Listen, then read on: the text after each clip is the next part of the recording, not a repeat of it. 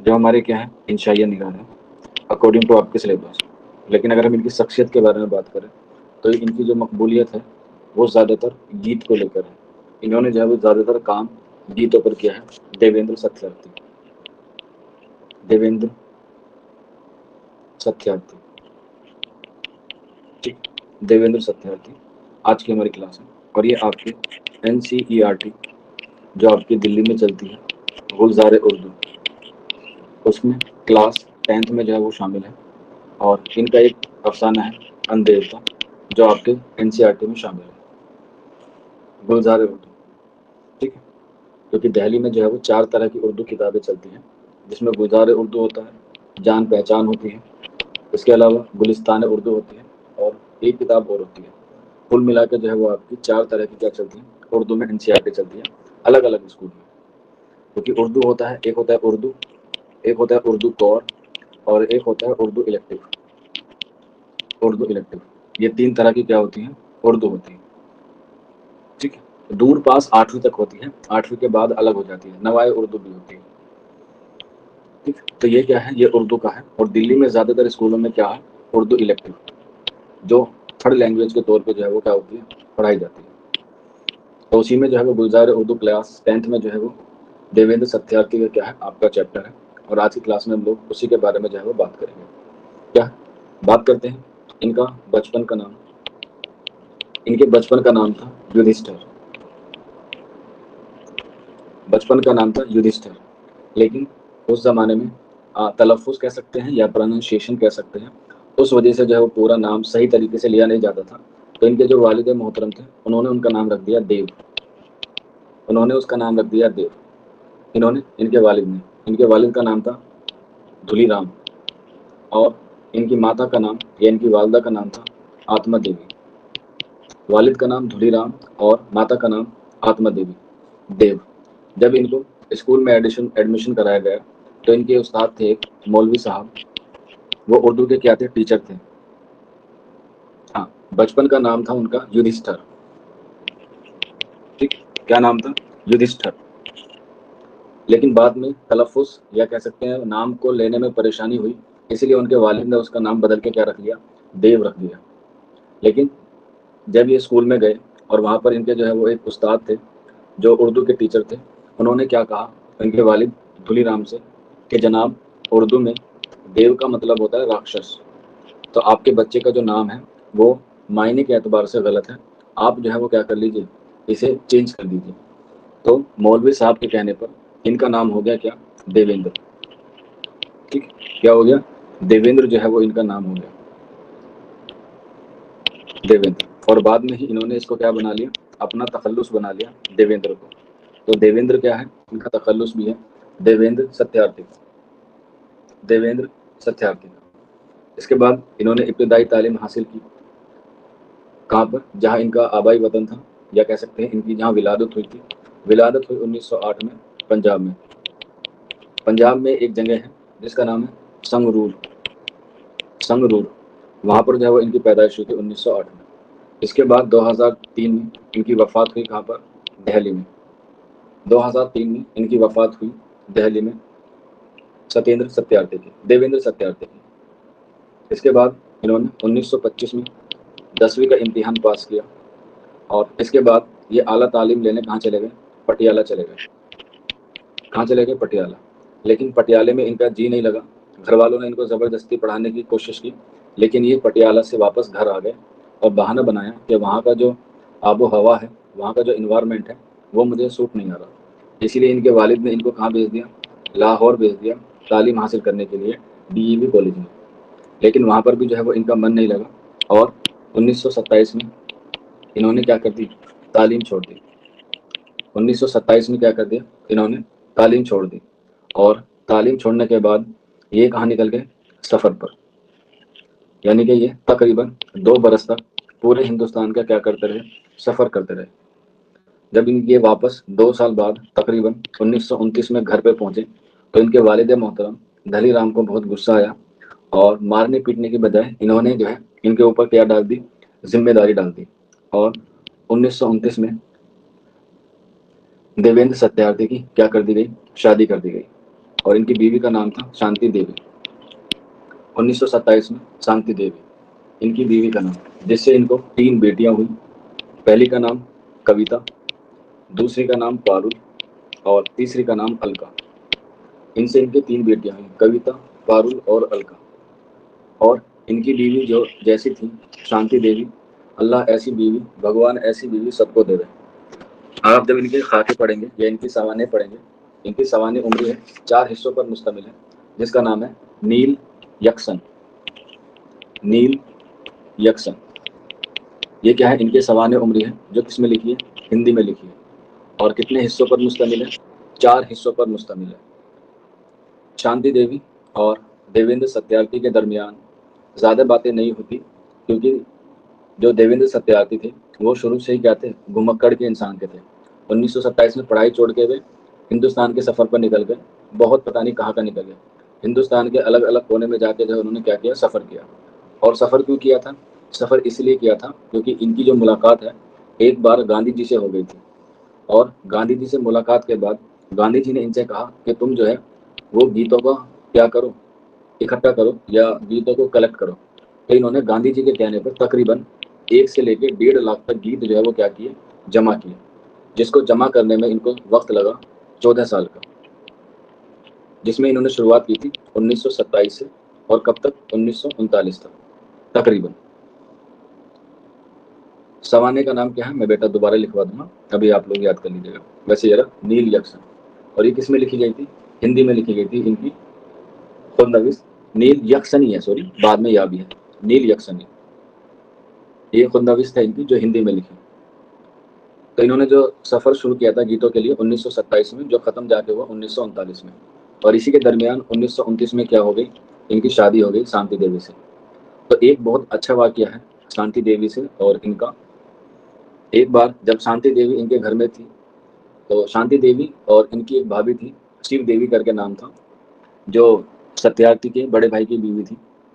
तो उन्होंने पहले ही बता दिया था कि जो सत्यार्थी वो देवेंद्र सत्यार्थी हैं, उनको घूमने का बड़ा शौक है। तो एक बार ऐसा हुआ कि घर में उन्हें कुछ बनाना था खाने पीने के लिए। तो उनकी बीवी शांति देवी ने उनको 8 आने दिए और कहा कि जाओ दही लेकर आ जाओ। क्या लेकर आ जाओ? दही लेकर आओ। ये आदमी इतना सीधा था, इतना भोला भाला था, 8 आने रुपए लेके कहाँ पे निकल गया? सफ़र पे निकल गया। और 2 साल बाद घर आया। कितने? 2 साल बाद, यानी कि 1929 में शादी होगी, तो 2 साल बाद यानी कि 1931 में घर आया। और काम क्या किया इसने? काम किया सिर्फ गीतों को जमा किया। और सफ़र कहाँ का किया था इसने? म्यांमार का, लंका का, यानी कि श्रीलंका का। बस ये ऐसा आदमी था एकदम खुले टाइप का आदमी, मतलब जब भी मर्जी आए तो घूमने निकल जाता था। इसके बाद एक बार ऐसे ही हुआ, देवेंद्र सत्यार्थी को जो है वो मुंबई जाना था सफ़र पे। तब उनके जो है एक ही बेटी थी, और शांति देवी भी कहने लगी कि चलो मैं भी तुम्हारे साथ चलती हूँ। तो देवेंद्र सत्यार्थी ने कहा कि तुम मेरे साथ क्या करोगी जाके? तुम पता है मैं कैसा रहता हूँ, मैं कहाँ जाता हूँ, कैसा रहता हूँ। तो इसी पर शांति देवी ने कहा कि तुम मेरे ख्वाबों के राजा हो, मैं तुम्हारी रानी हूँ। तुम जैसा रखोगे मैं वैसे हाल में रह लूँगी, लेकिन रहूँगी तुम्हारे साथ ही। चाहे तुम मुझे रानी बना के रखो या भिखारन बना के रखो, रहूँगी मैं तुम्हारे साथ ही और चलूँगी भी तुम्हारे साथ ही।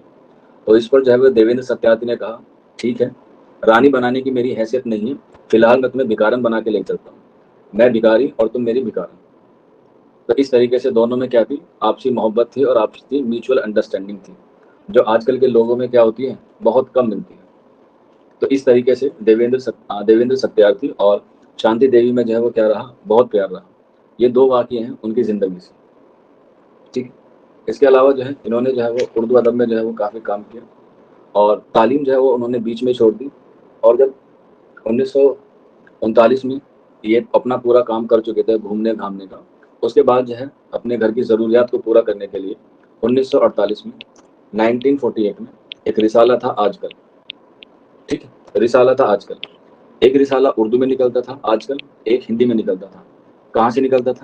ये भी दिल्ली से निकलता था। तो इसके क्या बन गए? ये मुदीर बन गए रिसाला आजकल के, ठीक? और 1948 से लेके 1956 तक, 1948 से लेके 1956 तक ये रिसाला आजकल के क्या रहे? मुदीर रहे। रिसाला आजकल के क्या रहे, मुदीर रहे। और इसके बाद आज़ादी के बाद जो है वो इन्होंने काफ़ी सारे जो है वो क्या लिखे, अफसाने भी लिखे, कहानी भी लिखी, लोक गीत भी लिखे और नॉवेल भी लिखे। कह सकते हैं इन्होंने बहुत सिंध में क्या की है, तबाह आजमाई की है। और ख़ास तौर पे जो है इनकी जो है वो अदबी खिदमत जो है वो ज़्यादा अहम है।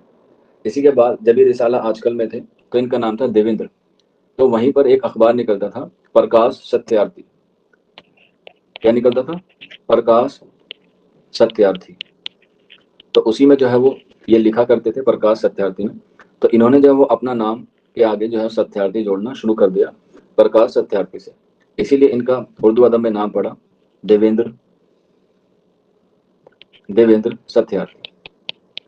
इस तरीके से जो है वो इनका पूरा नाम हुआ देवेंद्र सत्यार्थी। हालांकि इनका तखल्लुस क्या है? इनका तखल्लुस देवेंद्र ही है। सत्यार्थी का इजाफा किया प्रकाश सत्यार्थी अखबार से या रिसाले से इनका जो है वो नाम आया। ठीक। और अपनी पूरी अदबी ज़िंदगी में इन्होंने तकरीबन 45 किताबें क्या की, शाये की। तकरीबन 45, 45, जिसमें इनकी जो पहली कहानी है, इनकी जो पहली कहानी है वो है और बांसुरी बजती रही, और बांसुरी बजती रही, और बांसुरी बजती रही। ये क्या है? इनकी पहली कहानी है, जो कहाँ से शाये हुई थी? लाहौर से। लाहौर का एक रिसाला था जिसका नाम था अदब लतीफ़। उस रिसाले में जो है ये इनकी कहानी शाये हुई थी, और बजती रही, और बांसुरी बजती रही। पहली कहानी भी यही है और इनका पहला अफसानवी मजमुआ भी यही है।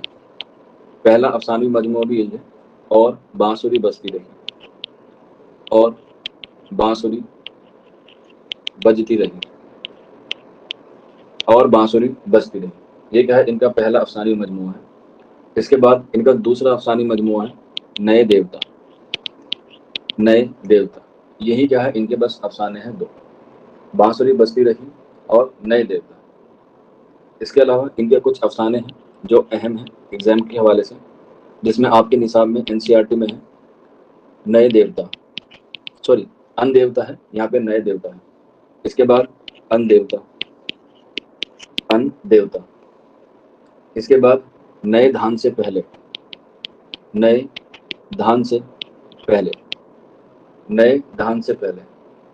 इसके बाद दो राह, दो राह। इसके बाद कब्रों के बीचों बीच, कब्रों के, कब्रों के बीचों बीच, कब्रों के बीचों बीच। इसके बाद लालची, लालची। लालची के बाद सारी रात, सारी रात। सारी रात के बाद जंगली कबूतर। ये सारे अफसाने हैं, ध्यान रखना। जंगली कबूतर, जंगली कबूतर। और नेक्स्ट और लास्ट लिख लीजिएगा, लाल धरती, लाल धरती। जंगली कबूतर और लाल धरती, ये इनके क्या है? अफसाने हैं देवेंद्र सत्यार्थी के। इसके बाद इनके गीतों का मजमुआ, गीतों का मजमुआ दो ही हैं इसमें, गीतों का मजमुआ, जिसमें पहला है धरती गाती है, धरती गाती है, धरती गाती है। और इसके बाद गाए हिंदुस्तान, गाए, गाए जा है, सॉरी गाए जा हिंदुस्तान, गाए जा हिंदुस्तान। धरती गाती है, गाए जा हिंदुस्तान। और इसके बाद एक और है जो इनका स्पेशल है, जिसको जो है वो बाद लोगों ने बहुत अच्छा गीतों का मजमुआ माना है, और वो है मैं हूँ खाना बदोश, मैं हूँ खाना बदोश। बाद लोग इसे इनका सफ़रनामा भी कहते हैं, लेकिन ज़्यादातर इसमें क्या है? इनके गीतों के मजमुए हैं मैं हूँ खाना बदोश। और गीत भी किस ज़बान में लिखते थे? 4 ज़बान में इनको अबूर हासिल था लिखने के लिए, उर्दू, हिंदी, पंजाबी और अंग्रेज़ी, यानी कि इंग्लिश। इन चारों ज़बान पर जो है वो इनको अबूर हासिल था देवेंद्र सत्यार्थी को, उर्दू, हिंदी, पंजाबी और अंग्रेज़ी। और इसी में जो है इन्होंने क्या लिखे हैं? लोकगीत भी लिखे हैं, जिसमें धरती गाती है, मैं हूँ खाना बदोश और गाए जा हिंदुस्तान। और इन गीतों को मजमू को कलेक्ट करने के लिए इन्हें कितने साल का वक्त लगा है? 14 साल का वक्त लगा है। और कितने किए हैं इसमें इन्होंने? 14 साल में तकरीबन 1 से 1.5 लाख। इसमें अंग्रेजी में भी इनका एक गीतों का मजमुआ है जिसका नाम है मीट माई पीपल। ये भी गीतों का मजमुआ है, लोक गीत हैं असल में। तो मीट माई पीपल।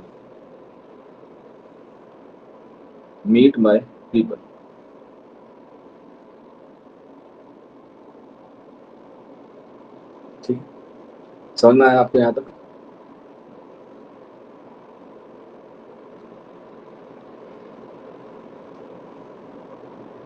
क्लियर है यहाँ तक? किसी का कोई डाउट?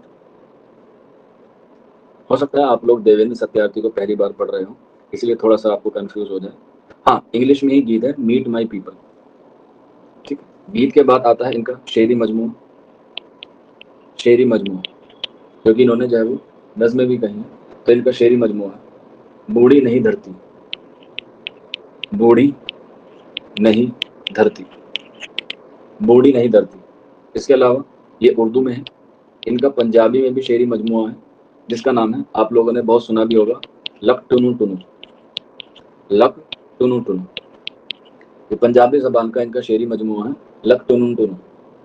ये किसमें है? पंजाबी में है, लक टुनु टुनु। इसके बाद इनका खाका है एक, या कह सकते हैं खाकों का मजमुआ है जिसका नाम है क्या गोरी क्या सांवरी, क्या गोरी क्या सांवरी, जिसे हम लोग कहते हैं सांवली।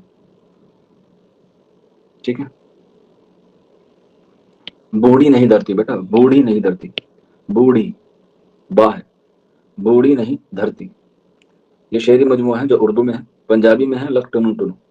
इसके बाद खाका क्या गोरी क्या सांवरी, क्या गोरी क्या सांवरी।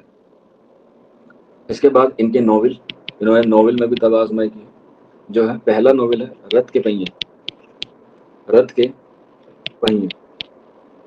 इसके बाद कठपुतली, कठपुतली, कठपुतली।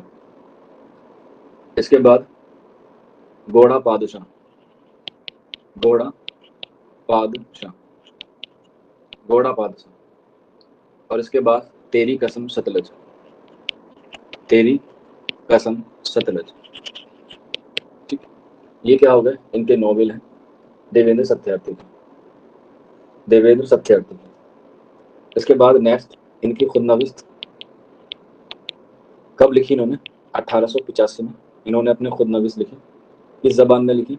हिंदी जबान में लिखी, जिसका नाम था नील यक्षनी, नील यक्षनी। जो कितने हिस्सों पर मुश्तमिल है?